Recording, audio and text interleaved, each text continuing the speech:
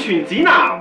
各位觀眾，大家好。廣東係一個理想中嘅避暑天堂。如果你可以記實以下指南，你將會喺呢度收穫一個完美夏日。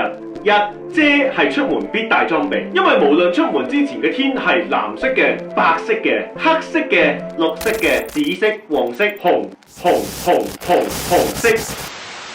最後都會落雨，所以一定要帶上。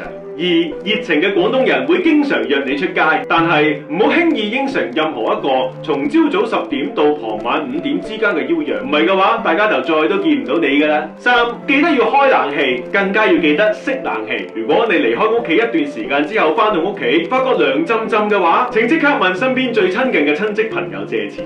四、廣東嘅夏天有一種生物叫做蟬，佢哋嘅特徵係身體呈圓柱形，偏棕色同埋有形。如果你喺屋企發現咗咁樣嘅生物，請記住嗰個唔係蟬。五、廣東嘅颱風係一種有意識有思想嘅生物，佢哋只會選擇喺週末登陸，絕對唔會影響閣下返工返學，請放心。